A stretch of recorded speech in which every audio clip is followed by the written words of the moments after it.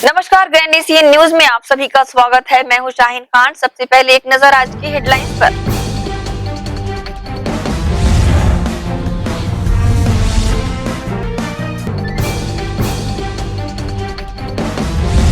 हुडको में अल सुबह घर के सामने खड़ी कार का तोड़ा कांच, विरोध करने पर प्रार्थी से की गाली गलौज, मामला दर्ज।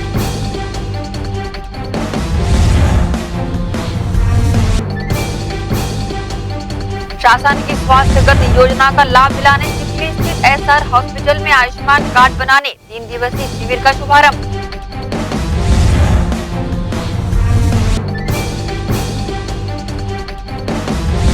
सेक्टर 9 चौक में ठेका कर्मियों का अनशन जारी, विभिन्न मजदूर संगठनों से मिल रहा समर्थन, पीएसपी प्रबंधन ने नहीं ली सूद।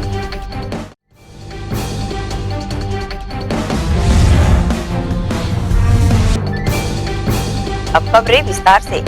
पटरी उस पार और इस पार के सौंदर्य को लगभग बराबर करने के उद्देश्य से खुर्सीपार क्षेत्र में पेवर ब्लॉक लगाने सहित अन्य विकास कार्यों का भूमि पूजन भिलाई नगर विधायक और महापौर देवेंद्र यादव ने किया। भिलाई शहर 2 हिस्सों में बटा हुआ है। एक हिस्सा जो भिलाई इस्पात संयंत्र की तरफ है और वहीं दूसरा हिस्सा रेलवे पटरी के दूसरी तरफ है। इसे भी भिलाई शहर ही कहा जाता है। इन दोनों क्षेत्रों में मूल फर्क सौंदर्यीकरण का है।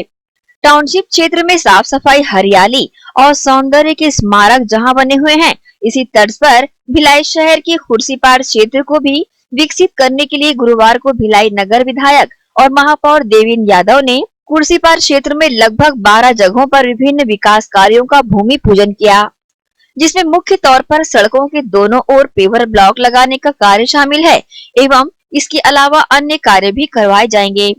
इन विकास कार्यों को लेकर भूमि पूजन कर रहे भिलाई नगर विधायक और महापौर देवेंद्र यादव ने मीडिया से चर्चा की और इन विकास कार्यों में खर्च होने वाली राशि के बारे में जानकारी दी।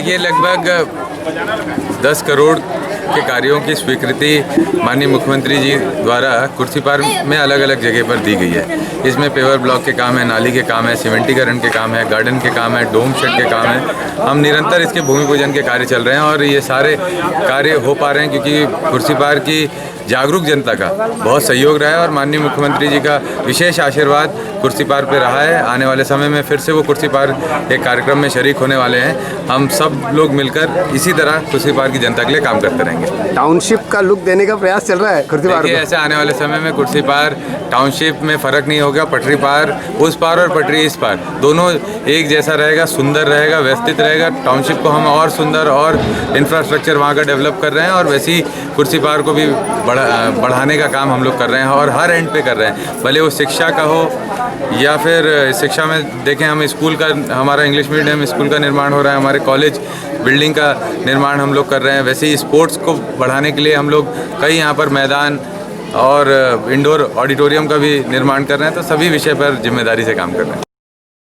खुर्सीपार में लगभग 12 जगहों पर किए गए भूमि पूजन के अलावा पूर्व में भी कई और ऐसे विकास कार्य क्षेत्र में हुए हैं जो कि खुर्सीपार क्षेत्र को भिलाई नगर निगम क्षेत्र एवं पूरे प्रदेश भर में एक अलग पहचान ही देते हैं। ग्रैंड एशियन न्यूज के लिए भिलाई से संतोष शर्मा की रिपोर्ट। महापौर विधायक देवेंद्र यादव द्वारा नगर निगम आयुक्त ऋतुराज रघुवंशी के साथ सेक्टर 5 में निर्मित उद्यान का निरीक्षण किया गया। सीएम भूपेश बघेल के हाथों पार्क के लोकार्पण करने के पूर्व महापौर तैयारियों का जायजा लेने पहुंचे थे। सेक्टर 1 में काफी बड़े भूभाग में 3 अलग अलग पार्टों में उद्यान का निर्माण किया गया है, जिसका लोकार्पण 12 जनवरी को मुख्यमंत्री भूपेश बघेल द्वारा किया जाएगा। महापौर विधायक देवेंद्र यादव, नगर निगम आयुक्त ऋतुराज रघुवंशी ने अधिकारियों की टीम के साथ उद्यान का निरीक्षण किया, साथ ही यहाँ की सभी व्यवस्थाओं का अवलोकन किया। उद्यान का निर्माण 1 करोड़ 44 लाख रुपए की लागत से किया जा रहा है। इसकी जानकारी नगर निगम PROPC सारवा ने दी। देखिए, सेक्टर 1 स्थित उद्यान जो है उसका निरीक्षण माननीय महापौर जी और आयुक्त महोदय द्वारा किया गया। एक्चुअली माननीय सीएम महोदय के जो कार्यक्रम है लोकार्पण की जो आने वाले विभिन्न कार्य लोकार्पण की उसकी तैयारियों का जायजा लेने महापौर जी सेक्टर 1 गार्डन पहुंचे थे।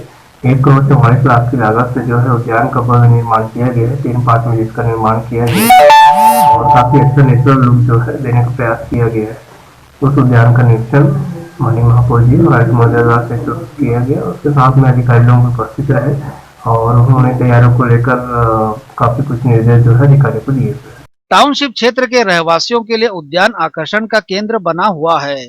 यहाँ पर सभी सुविधाएं उपलब्ध कराई गई हैं। ग्रैंड एशियन न्यूज के लिए कैमरामैन जितेंद्र साहू के साथ संजय दुबे। केंद्र सरकार द्वारा किसानों के लिए 3 काले कानून बनाने को लेकर देश भर के किसान धरने पर बैठे हुए हैं, जिनकी मदद के लिए कांग्रेस पार्टी अब छत्तीसगढ़ के किसानों से एक पैली धान और 1 रुपया एकत्र करेगी। जिला कांग्रेस कमेटी दुर्ग ग्रामीण के द्वारा गोंडवाना भवन में कांग्रेस पदाधिकारियों की बैठक आयोजित की गई। इस बैठक में मुख्य अतिथि दुर्ग कांग्रेस के प्रभारी एवं खनिज निगम के अध्यक्ष गिरीश देवांगन रहे। इस मौके पर नवनियुक्त ब्लॉक अध्यक्षों को दायित्व सौंपा गया एवं शॉल भेंट कर सम्मान भी किया गया। कार्यक्रम में प्रमुख रूप से शामिल दुर्ग जिला कांग्रेस प्रभारी गिरीश देवांगन ने कहा कि प्रदेश सरकार हर क्षेत्रों में बेहतरीन कार्य कर रही है, लेकिन इसके उलट दिल्ली में बैठी सरकार 3 काले कानून बनाए हैं, जिसके विरोध में देश भर के किसान धरने पर बैठे हैं। इनकी मदद के लिए छत्तीसगढ़ के किसानों से एक पैली धान और 1 रुपया एकत्रित कर किसानों के पास भेजा जाएगा। इस मौके पर दुर्ग ग्रामीण अध्यक्ष निर्मल कोसरे, जिला पंचायत अध्यक्ष शालिनी यादव, उपाध्यक्ष अशोक साहू, पूर्व अध्यक्ष RN वर्मा सहित अन्य लोगों ने भी कार्यक्रम को संबोधित किया। 2 साल में जो उपलब्धियां उसको जन जन तक पहुँचाने के लिए प्रदेश कांग्रेस कमेटी माननीय मोहन मरकाम जी के निर्देश पर हम लोग पूरे प्रदेश में जिलों में बैठकें हो रही है और अभी जो स्थितियां आई हैं धान खरीदी को लेकर उसमें कहाँ रोड़े केंद्र सरकार और मोदी जी की सरकार अटका रही है उसकी भी जानकारी हमारे जो प्रमुख साथी लोग हैं उनको जानकारी देकर जनता के सामने जाने के लिए निर्देश दिए हैं। तीसरा ये है कि एक अभियान हम लोग चला रहे हैं कि जिसमें जो केंद्र सरकार के 3 काले कानून हैं उसके विरोध में जो हजारों की संख्या में किसान वहाँ दिल्ली में बैठे हुए हैं उनके सहयोग के लिए यहाँ छत्तीसगढ़ से एक पैली धान और 1 रुपया ये सब भेजने के लिए भी महाअभियान हम लोग चला रहे हैं। उसके लिए जानकारी और जवाबदारी देने के लिए बैठक रखी गई है। साथ ही यहाँ पर प्रदेश कार्यालय के निर्देश पर माननीय भूपेश बघेल जी के निर्देश पर नए कांग्रेस भवन के निर्माण की भी अब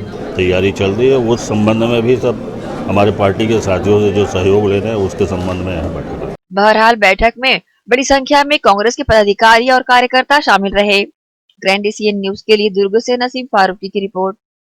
नगर पालिका परिषद कुम्हारी द्वारा कुम्हारी के खारून ग्रीन से जंजगिरी तक लगभग 300 वृक्षों पर बस्तर की कलाकृति का कार्य पेंटिंग व डिजाइनिंग से कराया जा रहा है।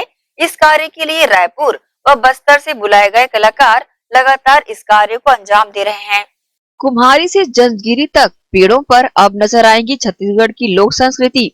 जी हाँ, कुम्हारी के खारून ग्रीन से लेकर करीब 300 पेड़ों पर बस्तर की कलाकृति नजर आएगी, जिसके लिए नगर पालिका परिषद कुम्हारी द्वारा काम भी शुरू कर दिया गया है। वहीं इस मार्ग से गुजरने वालों को छत्तीसगढ़ की संस्कृति से रूबरू होने का मौका मिलेगा। इस कार्य के लिए रायपुर व बस्तर के कलाकारों को बुलवाया गया है, जो पेड़ों पर पेंटिंग व डिजाइनिंग कर छत्तीसगढ़ की सभ्यता और संस्कृति प्रदर्शित कर रहे हैं। बहरहाल इसके साथ साथ 1 वर्ष में कुम्हारी में विकास की नई बयार कांग्रेस सरकार ने बहाई है, जिसमें प्रमुखता से शिक्षा, स्वास्थ्य, रोजगार एवं स्वच्छता को बढ़ावा दिया गया है। वहीं गढ़बो नवा कुम्हारी साकार होता नजर आ रहा है। ग्रैंड एशियन न्यूज के लिए कुम्हारी से शरण खरे की रिपोर्ट। चिखली स्थित SR hospital and research centre में आयुष्मान भारत कार्ड बनाने 3 दिवसीय शिविर का आयोजन किया जा रहा है। पहले ही दिन कार्ड बनाने अस्पताल परिसर में लोगों की भीड़ उमड़ पड़ी। अधिक से अधिक लोगों को आयुष्मान कार्ड का लाभ प्राप्त हो, ऐसा प्रयास अस्पताल प्रबंधन द्वारा किया जा रहा है। केंद्र और राज्य सरकार की निम्न और मध्यम वर्गों से जुड़ी स्वास्थ्यगत योजनाओं का लाभ जन जन तक पहुंचाने SR hospital and research centre Chikhli में आयुष्मान कार्ड बनाने का कार्य 7 जनवरी से शुरू किया गया है। 10 जनवरी तक चलने वाले शिविर में आयुष्मान कार्ड बनाने लोगों की भीड़ उमड़ रही है। APL और BPL राशन कार्ड धारकों के आयुष्मान कार्ड बनाए जा रहे हैं, जिसके लिए आयुष्मान की टीम द्वारा यहाँ कार्य किया जा रहा है। इनका सहयोग SR हॉस्पिटल के स्टाफ द्वारा किया जा रहा है। अस्पताल के डायरेक्टर संजय तिवारी स्वयं आयुष्मान कार्ड बनाने आए लोगों से मिलकर उनकी जिज्ञासाओं का समाधान कर रहे हैं। आयुष्मान कार्ड बनाने आए लोगों ने अपनी प्रतिक्रिया दी। SR हॉस्पिटल में जो शिविर लगा है उसमें इसलिए आप लोग का लाभ। प्रधानमंत्री जी की आयुष्मान योजना का शिविर लगा हुआ है। इसमें सभी लोगों को करीब 50,000 से 5 लाख तक का इलाज मुफ्त दिया जाता है। तो उसी का शिविर लगा, तो उसी में सभी लोग लाभान्वित हैं।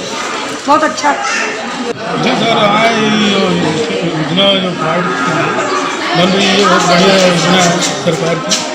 इसी का लाभ उठाने के लिए हमारे परिवार से यहाँ आयुष्मान भारत योजना का लाभ मिल रहा है। 3 दिन का शिविर लगा हुआ है, 7, 8, 9। इसका आप लाभ ले सकते हैं आगे वाले समय में। आज हमारे जो SR हॉस्पिटल में जो आयुष्मान भारत का जो योजना निकली है वो बहुत अच्छा हो रहा है यहाँ पे, और लोग यहाँ पे आयुष्मान कार्ड बनने के बाद अच्छा स्थिति महसूस करेंगे। जो स्वास्थ्य के लिए जो भी योजना है इसमें है वो काम आएगा इस कार्ड से। इस योजना के तहत हम लोग यहाँ आए हुए हैं और इसका लाभ उठाने के लिए शुक्र अदा करते हैं SR हॉस्पिटल का और यहाँ के जो प्रबंधक है उन लोग का। SR hospital and research centre Chikhli के डायरेक्टर संजय तिवारी ने स्वास्थ्यगत योजनाओं की जानकारी दी। SR hospital and research centre Chikhli Durg में आयुष्मान भारत जो स्वास्थ्य कार्ड है, डॉक्टर खूबचंद बघेल स्वास्थ्य सहायता योजना, जिसके हितग्राही के लिए 50,000 से 5 लाख तक का इलाज मुफ्त में किया जाता है, उसका आयुष्मान कार्ड इस अस्पताल में बनाया जा रहा है। केंद्र सरकार एवं राज्य सरकार की ये बहुत महत्वपूर्ण और लाभकारी योजना है। जिस हितग्राही का नाम राशन कार्ड में होगा उस हितग्राही को, उसके पूरे परिवार को 50,000 से 5 लाख रुपए तक का इलाज निःशुल्क किया जाएगा। सरकार द्वारा ये जो पहल की गई है आयुष्मान कार्ड बनाने की, ये बहुत ही अच्छी पहल है।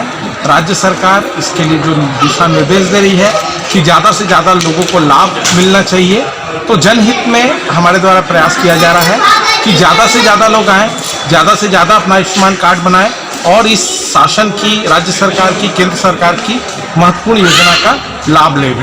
कितने दिन तक शिविर आयोजित किया जाएगा? अभी फिलहाल वार्ड क्रमांक 22 के कुछ वरिष्ठ नागरिकों द्वारा ये निवेदन किया गया था कि हमारे वार्ड के लोगों को प्राथमिकता दी जाए। उस आधार पर वार्ड क्रमांक 22 नगर निगम भिलाई के लोग आ रहे हैं, बना रहे हैं। वैसे शिविर संपूर्ण दुर्ग जिला, आसपास के जिले के लोग आके आयुष्मान कार्ड बना सकते हैं। हमारे यहाँ भी बनेगा, गवर्नमेंट के सेंटर में भी बनेगा। और एक विनती अपील है कि ज़्यादा से ज़्यादा लोग आयुष्मान कार्ड बनाएं ताकि वक्त जरूरत पड़ने पर उन्हें इस योजना का लाभ प्राप्त हो सके। बहरहाल कार्ड बनाने आए लोगों की बढ़ती भीड़ और लग रहे समय के मद्देनजर अस्पताल प्रबंधन द्वारा निःशुल्क भोजन की व्यवस्था भी उपलब्ध कराई जा रही है। प्रबंधन ने अधिक से अधिक लोगों से योजना का लाभ उठाने की अपील की है। ग्रैंड एशियन न्यूज के लिए कैमरामैन जितेंद्र साहू के साथ संजय दुबे। प्रदेश के मुखिया भूपेश बघेल द्वारा पार्टी में विस्तार एवं कुछ प्रभार को फेरबदल करते हुए खुर्सीपार ब्लॉक कांग्रेस कमेटी के अध्यक्ष का कार्यभार तुलसी पटेल को सौंपा गया है, जिसके लिए भिलाई नगर विधायक और महापौर देवेंद्र यादव ने उन्हें बधाई देते हुए ब्लॉक स्तर पर संगठन के मजबूती प्रदान करने एवं एकजुटता बनाए रखने की उम्मीद जताई है। वहीं तुलसी पटेल ने ये जिम्मेदारी मिलने पर सभी का आभार जताते हुए कांग्रेस पार्टी के पक्ष में पूर्व से ज्यादा कर्मठता से कार्य कर पार्टी को मजबूती प्रदान करने की बातें कही है। देखिए, ऐसा है कि हमारे खुर्सीपार ब्लॉक कांग्रेस बेहद ही सक्रिय रही है हमेशा से ही, और मैं मुख्यमंत्री जी का बहुत आभार करता हूं कि हमारी बहन तुलसी पटेल जी को आज ये दायित्व मिला है। निश्चित रूप से पार्टी से ये दायित्व मिला है। वो बहुत ही जागरूक हैं, निरंतर लोगों के बीच में सक्रिय रहती हैं और उन्होंने अपने आप को लगातार से प्रूव भी किया है। लगातार 3 बार की पार्षद हैं। वैसे ही जैसे वो छावनी में हर घर के लिए तुलसी हैं, वो पूरे खुर्सीपार में उनकी सक्रियता रहेगी और हर व्यक्ति से उनका संपर्क जुड़ा रहेगा ताकि कांग्रेस पार्टी को वो और मजबूत कर सके। यह पार्टी ने विश्वास करके मुझे यहाँ खुर्सीपार ब्लॉक क्रमांक 2 से अध्यक्ष बनाया गया है। इसके लिए सबसे पहले तो मैं अपने कांग्रेस पार्टी को धन्यवाद देती हूँ, और जिस तरह मुझे यहाँ अध्यक्ष बनाया गया है उसके लिए मैं अपने पूर्व अध्यक्ष, अपने महापौर जी से और हमारी अध्यक्ष श्रीमती तुलसी साहू जी से मिलकर सभी के आदेश अनुसार आगे इस खुर्सीपार ब्लॉक मजबूत करने के लिए अच्छे से कार्य करेंगे। इसी के साथ ही रुकेंगे एक छोटे से ब्रेक के लिए। जल्द हाजिर होते हैं, आप सब बने रहिए ग्रैंड एशियन न्यूज के साथ।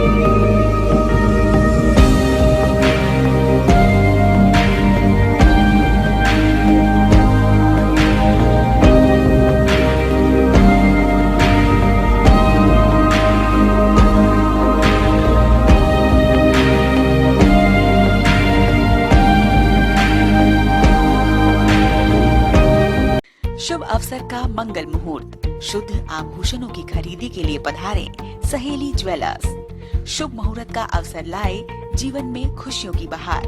7,500 की खरीदी पर जीतिए लाखों के उपहार। बम्पर ड्रॉ 26 जनवरी 2021 रविवार। पहला उपहार 2 BHK फ्लैट, दूसरा उपहार कार, तीसरा उपहार होंडा एक्टिवा, चौथा उपहार 2 स्मार्टफोन, पांचवा उपहार 5 पार्टी स्पीकर, छठा उपहार 10 एलेक्सा, सातवां उपहार 25 होम अप्लायंसेस।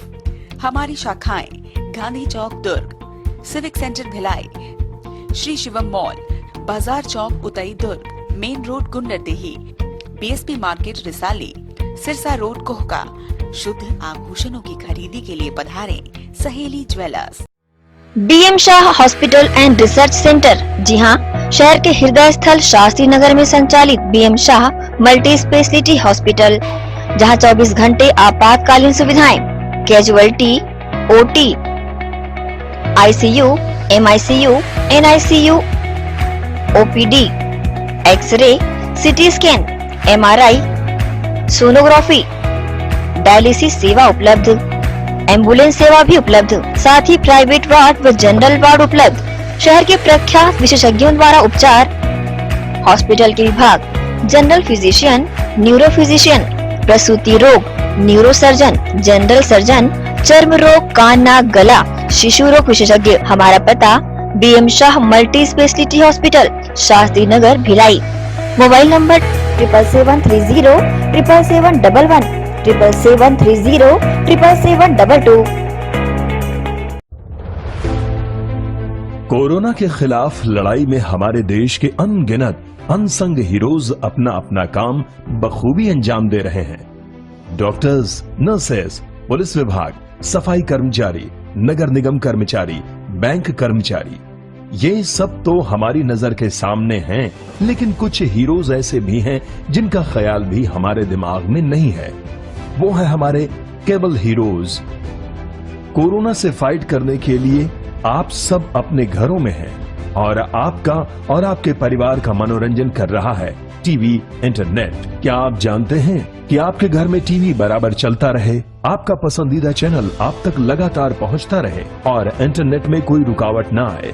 उसके लिए हजारों केबल ऑपरेटर्स और केबल वर्कर्स 24/7 आपके मनोरंजन के लिए काम कर रहे हैं। सभी केबल कर्मचारियों को सलाम और शत शत नमन।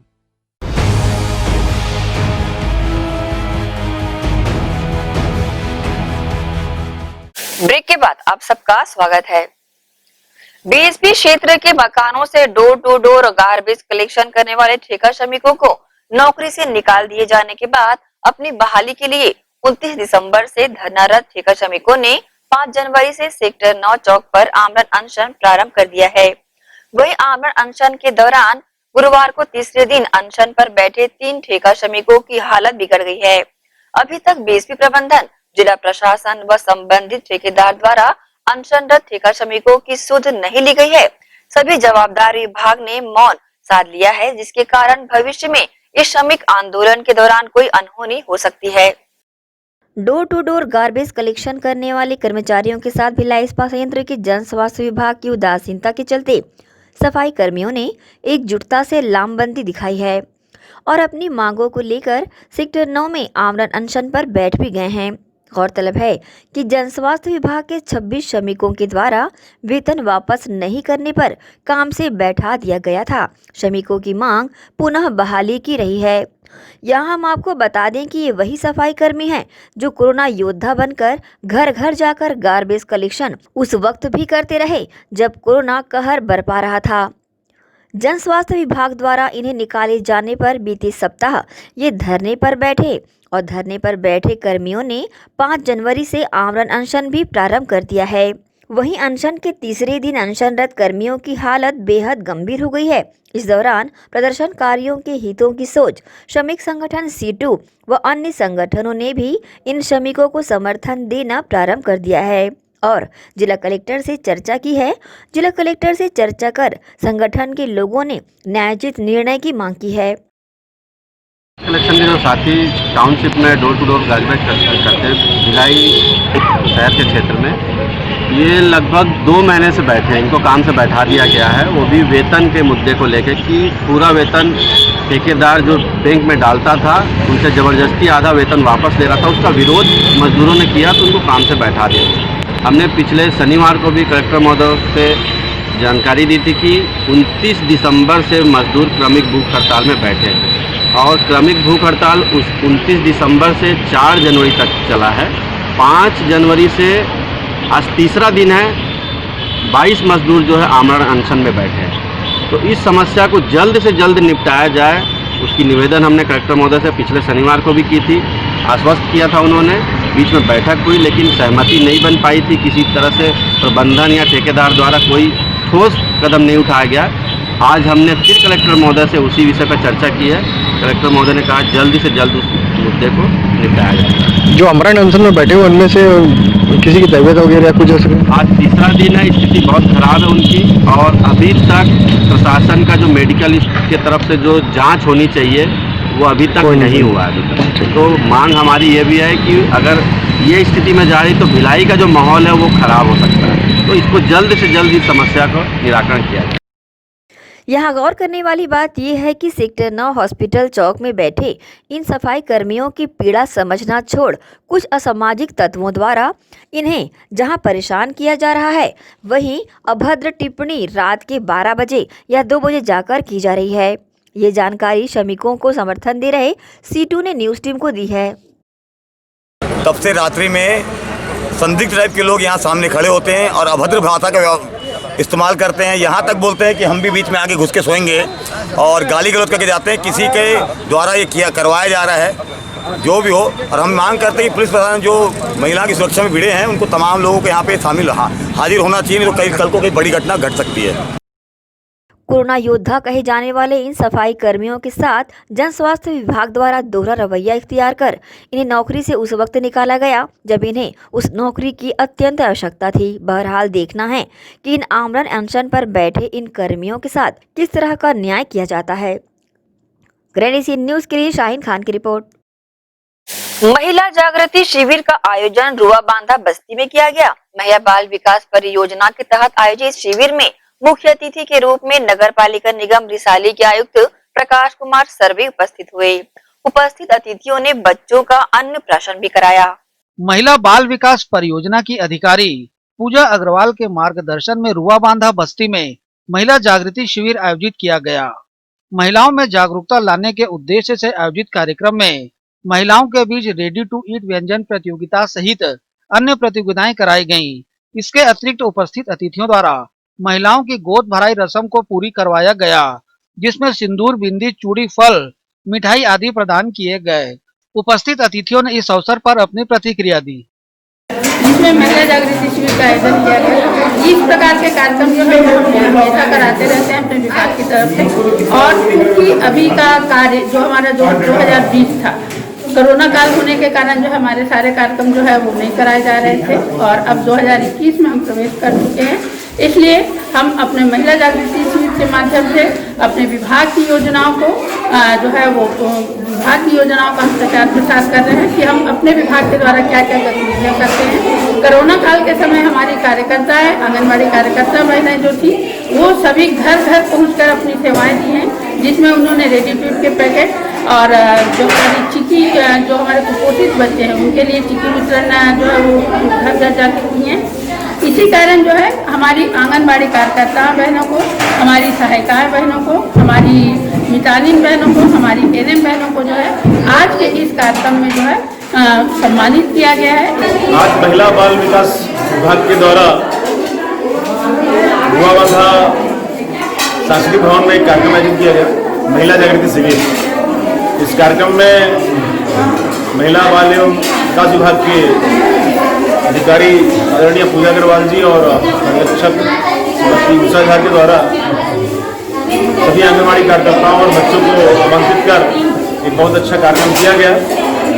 अन्नप्राशन संस्कार, दूध भराई और जिनका जन्मदिन है उनका जन्मदिन मनाया गया और कार्यकर्ताओं ने, सहायिकाओं ने जो व्यंजन बनाए थे वो प्रस्तुत किए गए और बहुत ही स्वादिष्ट व्यंजन बनाए इन लोगों ने। उनके लिए मैं उनको साधुवाद ज्ञापित करता हूँ। कार्यक्रम में महिलाओं को मुख्यमंत्री स्लम स्वास्थ्य योजना एवं नगर निगम से संबंधित विभिन्न स्वास्थ्य योजनाओं की जानकारी दी गई। इस अवसर पर मुख्य रूप से रंग बहादुर, एल्डरमन प्रेमचंद साहू, कीर्ति वर्मा, अमरचंद्र, राधिका सिन्हा आदि उपस्थित थे। कार्यक्रम के अंत में कोरोना काल में अपनी सेवाएं प्रदान करने वाली रुआबांधा बस्ती की मितानिनों का सम्मान किया गया। ग्रैंड एशियन न्यूज के लिए कैमरामैन जितेंद्र साहू के साथ संजय दुबे।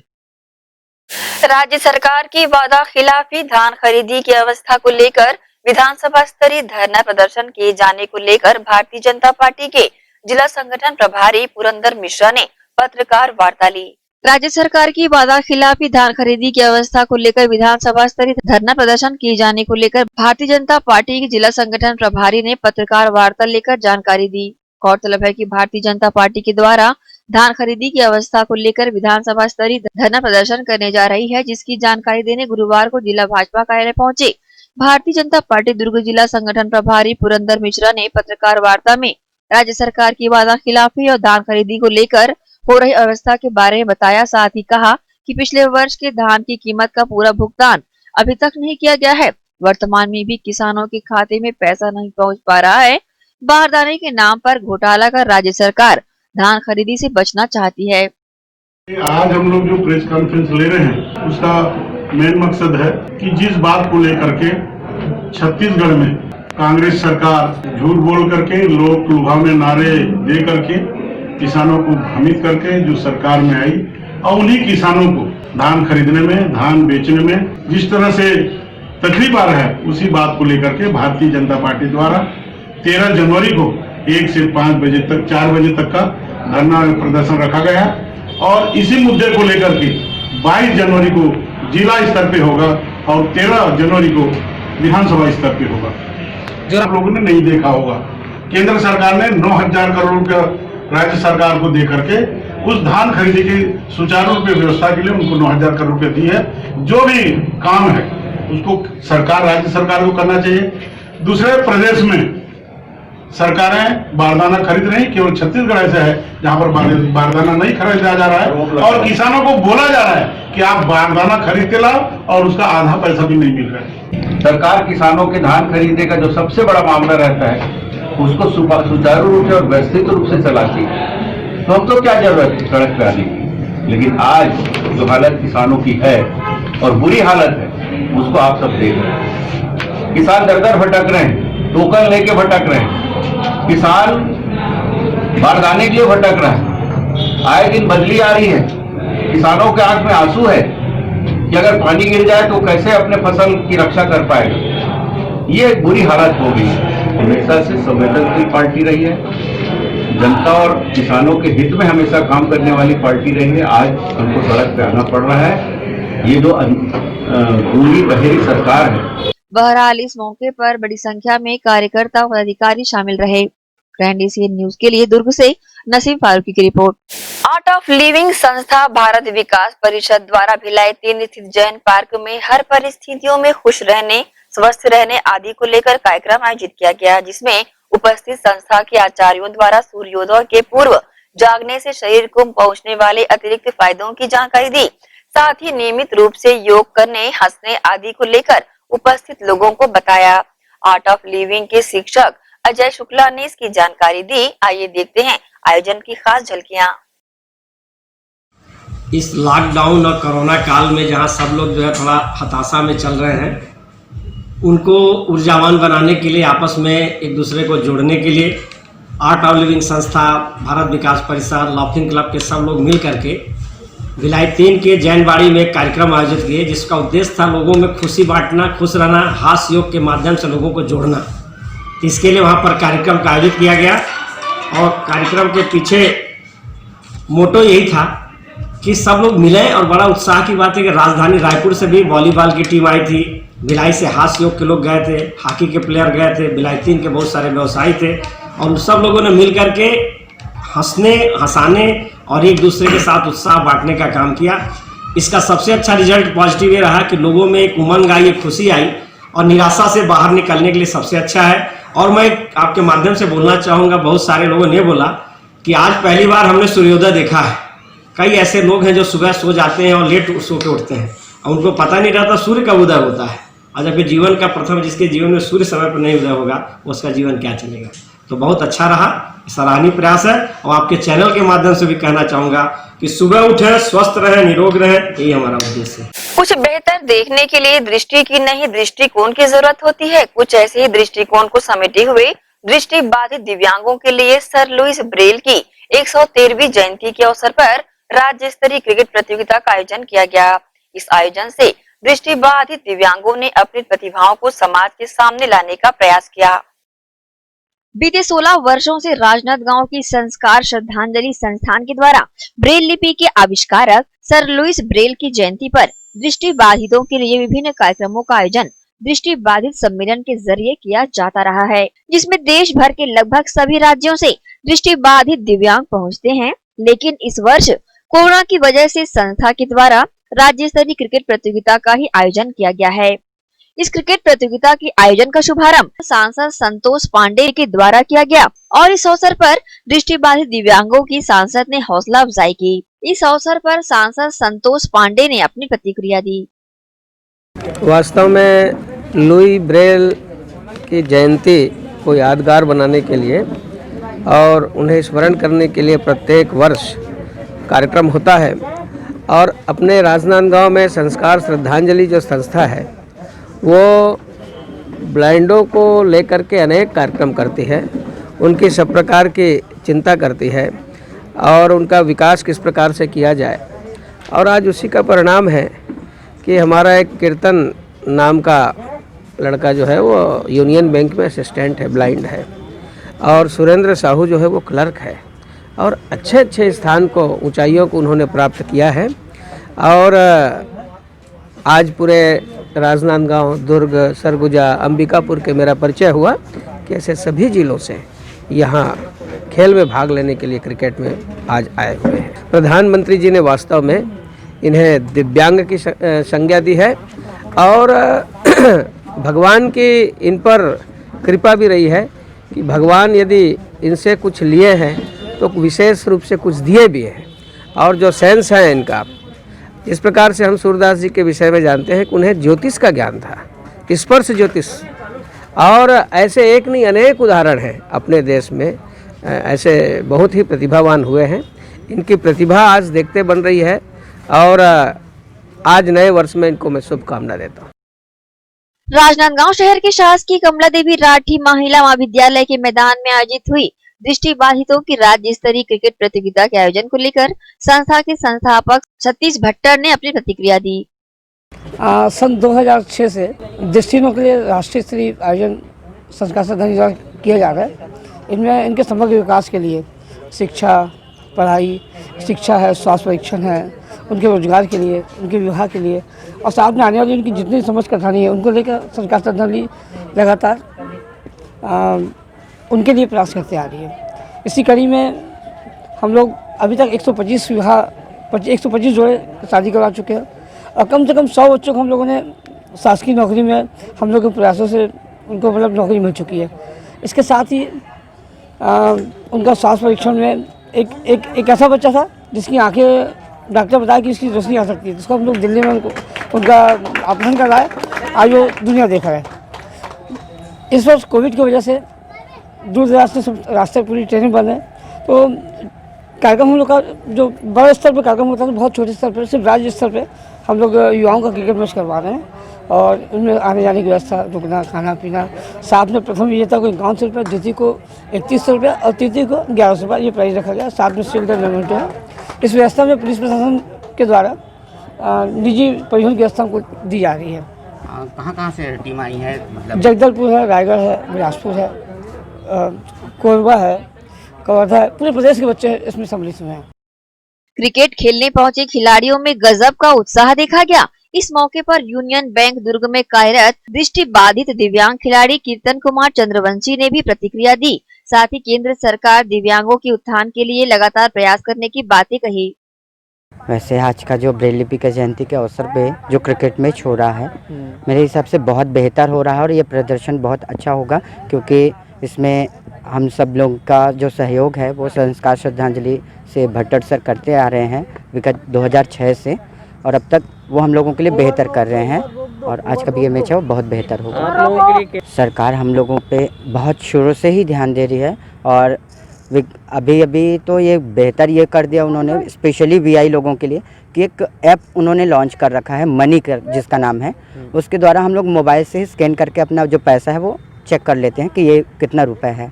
बहुत बेहतर ढंग से वो हम लोगों के लिए वर्क कर रही है सरकार। क्रिकेट प्रतियोगिता को खेलने के लिए किस तरह से आप लोग समझते हैं और कैसे खेलते हैं? ये क्रिकेट प्रतियोगिता को हम लोग एक नॉर्मल लेवल से लेके हाई लेवल तक लेकर जाना चाहते हैं। अभी हम लोगों की टीम एक शुरुआत है, लेकिन एक बार हम लोगों ने कुछ बच्चों को नेशनल में भेजा था और उसका सर्टिफिकेट भी रखे हैं, आज हम लोग प्रोवाइड करवाना चाह रहे हैं। बहरहाल खिलाड़ियों में भले ही दृष्टि नहीं है, लेकिन उनके दृष्टिकोण उन्हें मजबूती से खेलने का अवसर दे रहे हैं। कुदरत ने ऐसे लोगों में अगर एक खामी दी है तो उन्हें कई खूबियों से नवाजा भी है। ग्रैंड एशियन न्यूज के लिए राजनांदगांव से अंकालू साहू की रिपोर्ट। सरकारी जमीन में कब्जा कर वर्षों से चला रहे थे भैंस खटाल। दुर्ग निगम ने सिकोला बस्ती से कार्रवाई कर हटाया अतिक्रमण। दुर्ग नगर निगम क्षेत्र अंतर्गत सिकोला बस्ती वार्ड 16 शासकीय नवीन स्कूल के पीछे लखन यादव, राजू यादव एवं लक्ष्मण यादव द्वारा शासकीय भूमि पर अवैध रूप से कब्जा कर भैंस खटाल बनाकर कब्जा किया गया था, जिससे सड़क व आसपास का क्षेत्र प्रभावित हो रहा था। जिस पर निगम आयुक्त इंद्रजीत बर्मन के निर्देश पर भवन अधिकारी प्रकाश चंद्र, सहायक भवन अधिकारी गिरीश दीवान, नायब तहसीलदार प्रीतम चौहान, उप अभियंता विनोद माझी के अलावा निगम अतिक्रमण टीम समेत मोहन नगर पुलिस दल बल के साथ पहुंची और अतिक्रमण कार्रवाई की गई। इसके अलावा पायल मेडिकल स्टोर से साई नगर, उर्ला रोड, नहर रोड में भी विभिन्न व्यक्तियों के द्वारा मकान के बाहर गार्डन फेंसिंग एवं बाउंड्री वॉल के अलावा ठेला गुमटी कब्जा को जेसीबी की मदद से हटवाया गया, जिससे आवाजाही देर तक बाधित रही। इसे लेकर भवन अधिकारी ने न्यूज टीम को जानकारी दी। नगर सोसाइटी की जमीन पे कुछ लोगों ने शासकीय कब्जा करके जमीन पे कब्जा करके खटाल बना दिया था, जो इसको हटाने के लिए आज अपन आए। इनको 3 नोटिस दे दिए थे, तब भी ये नहीं हटाए थे। उसके बाद हम लोगों ने बलपूर्वक हटाने की कार्रवाई की। इसके साथ और अगला कहीं पर है कि मतलब किस तरह? वार्ड में 2-3 लोगों ने शासकीय जमीन के सामने घेर के रखा है, उसको भी हटाने के लिए जा रहे हैं। ग्रैंड एशियन न्यूज के लिए दुर्ग से नसीम फारूकी की रिपोर्ट। इसी के साथ ही रुकेंगे एक और छोटे से ब्रेक के लिए, जल्द हाजिर होते हैं। आप सब बने रहिए ग्रैंड एशियन न्यूज के साथ।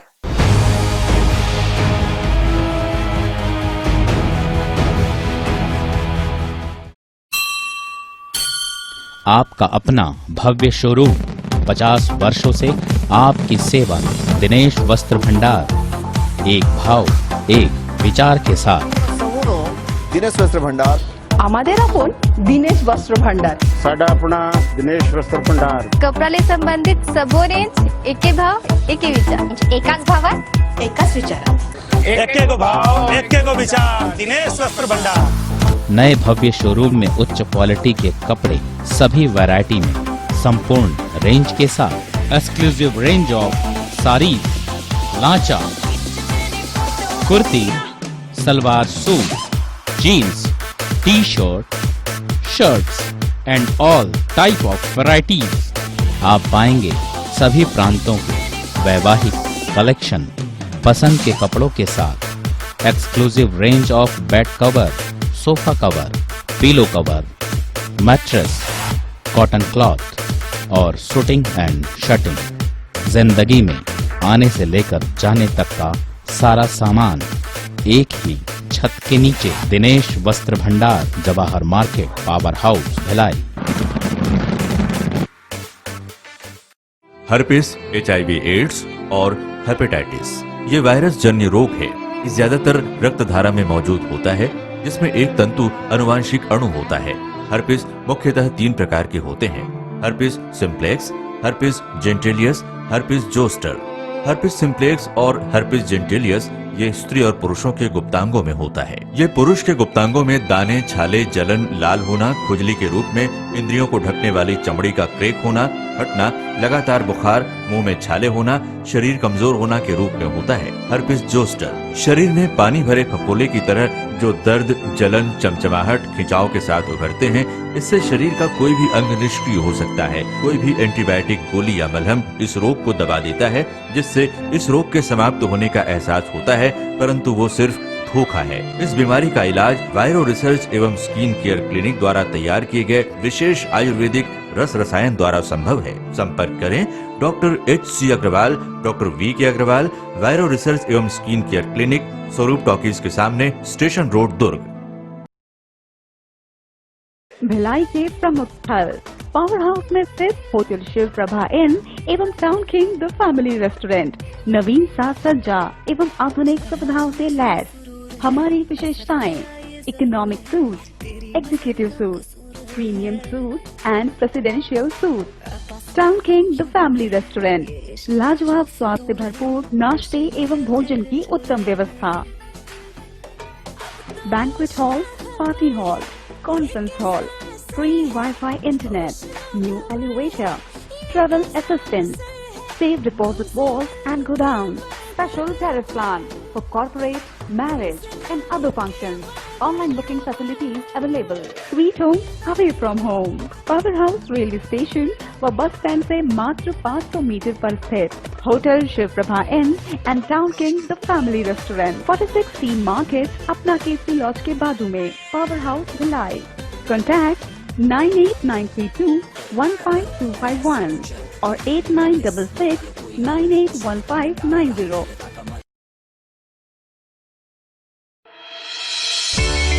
सनशाइन मल्टी स्पेशलिटी हॉस्पिटल अब भिलाई 3 चरौदा में भी।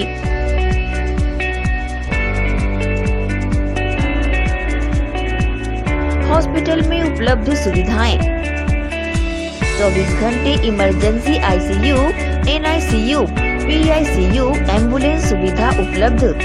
साथ ही OT, labour room, pathology, OPD, endoscopy, bronchoscopy, X-ray, echo TMT, casualty. साथ ही सर्व सुविधा युक्त प्राइवेट वार्ड उपलब्ध है। जनरल वार्ड, सोनोग्राफी व वेंटिलेटर उपलब्ध। सनशाइन मल्टी स्पेशलिटी हॉस्पिटल, हमारा पता IDBI बैंक के सामने, north Vasundhara Nagar, Bhilai 3 Charoda. Phone number 7772988811, 7772988822।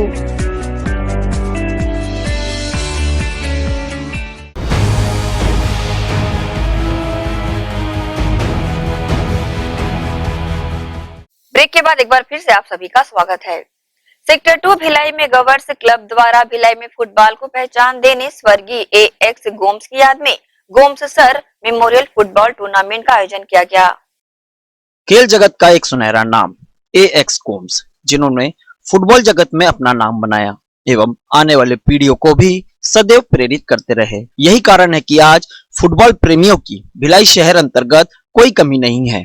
आज इन्हीं की याद में रोवर्स क्लब 3 वर्षों से Gomes sir memorial football tournament का आयोजन करती आ रही है, जो कि हर वर्ष यह टूर्नामेंट उनकी याद में श्रद्धांजलि स्वरूप है। वहीं पूरे कार्यक्रम को लेकर आयोजक सिमरनजीत सिंह ने अपनी प्रतिक्रिया कुछ इस प्रकार दी।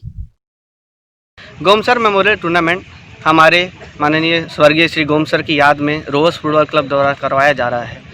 गोम सर को भिलाई का पितामह बोला जाता था। उन्होंने ही भिलाई में फुटबॉल की शुरुआत की और उन्हीं के द्वारा आज बहुत ही नेशनल और इंटरनेशनल लेवल के प्लेयर्स भिलाई से निकले हैं। हम रोवर्स क्लब के सारे समिति वाले यहाँ पे उनकी याद में जो टूर्नामेंट करा रहे हैं, इसमें टोटल 32 टीम भाग ले रही हैं, जो कि भिलाई, दुर्ग, बिलासपुर, राजनांदगांव, डोंगरगढ़ और भी बहुत सी जगह से जो टीमें आई हैं वो सब इसमें भाग ले रहे हैं।